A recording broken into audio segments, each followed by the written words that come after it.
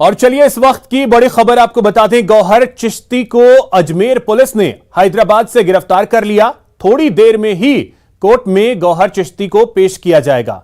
17 जून विवादित नारा लगाने के बाद से ही गौहर चिश्ती हैदराबाद में हुलिया बदलकर छिपा हुआ था।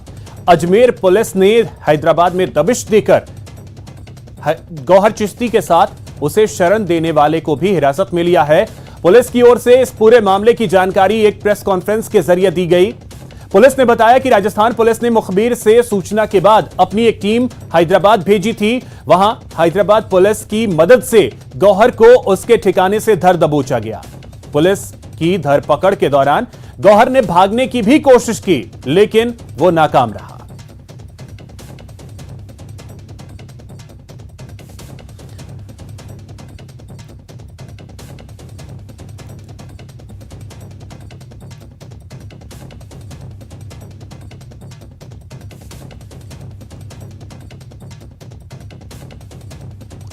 तो ये बड़ी खबर आपको बता दें, कुछ ही देर में गौहर चिश्ती को पेश किया जाएगा कोर्ट में।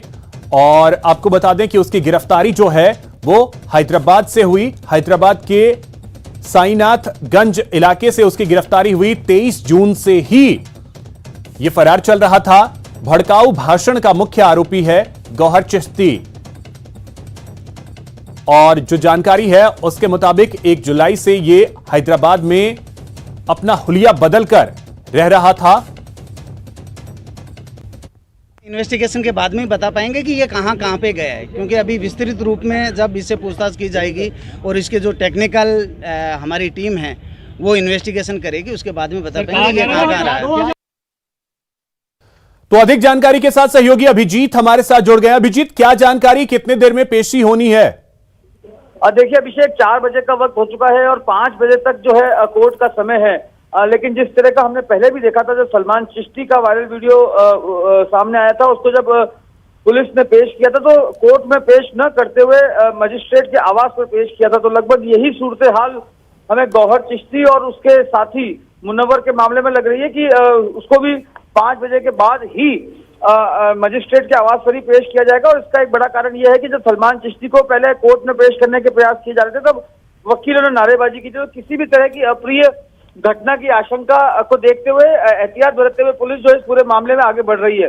जहां तक इस पूरे घटनाक्रम का सवाल है अभिषेक, तो एसपी चुनाराम जाट ने जो प्रेस कॉन्फ्रेंस में फैक्ट सामने रखे, उसके तहत जो गौहर चिश्ती है वो उसको यहाँ लोकल सपोर्ट के जरिए अजमेर से फरार कराया गया और जयपुर से हैदराबाद बाय फ्लाइट के जरिए वो भागा। और जो उसका दोस्त वहां रहता है, जिसका नाम मुनव्वर है, जिसको पुलिस ने गिरफ्तार किया है, वहां 1 जुलाई से लेकर कल दोपहर तक, जब तक उसको अजमेर पुलिस ने डिटेन नहीं किया, तब तक वो वहीं पर अपनी फरारी काट रहा था। और पुलिस को चकमा देने के लिए उसने अपने बाल और अपनी दाढ़ी को भी कटवाया था, लेकिन पुलिस की पैनी निगाहों से वो बच नहीं पाया। और अब उस तमाम जो पुलिस ने एक लंबी फहरिस्त सवालों की तैयार की है। जैसे उसको पुलिस रिमांड मिलेगा, पुलिस के कई सारे सवालों का सामना गौहर चिश्ती को करना पड़ेगा, जिसमें सबसे बड़ा सवाल अभिषेक ये रहेगा कि गौहर चिश्ती को आखिर किसके साथ इसके कनेक्शन स्थापित हो रहे हैं। जो उदयपुर में कन्हैयालाल हत्याकांड के बाद जिस तरह की बातें निकल के सामने आई थी कि आरोपी भीम के रास्ते होते हुए अजमेर आना चाह रहे थे, तो अजमेर में वो किसके पास आना चाह रहे थे, कौन उसके कॉन्टैक्ट में था गौहर के और रियाज सिद्दीकी के,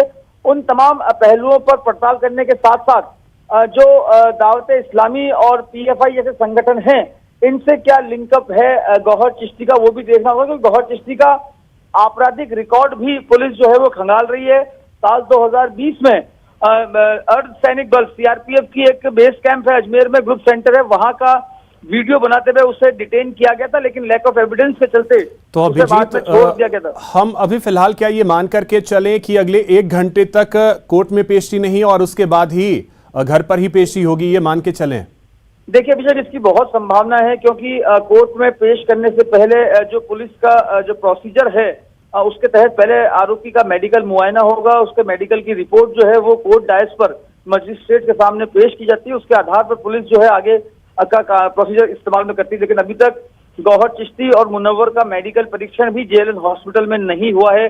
कल देर रात 2 बजे से ही लगातार दोनों आरोपी क्रिश्चियनगंज थाने में ही बंद है और वहीं उनसे सिलसिलेवार पूछताछ की जा रही है। बिल्कुल, तो इन सब के बीच अभिजीत जैसी आशंका जाहिर भी आपने की कि जो उदयपुर में जो कुछ हुआ कन्हैयालाल हत्याकांड, उसके बाद जो आरोपी थे वो अजमेर आना चाह रहे थे। अगर वहां से लिंक मिलता है तो फिर क्या इस केस में हम देख सकते हैं, हो सकता है एनआईए की भी एंट्री हो?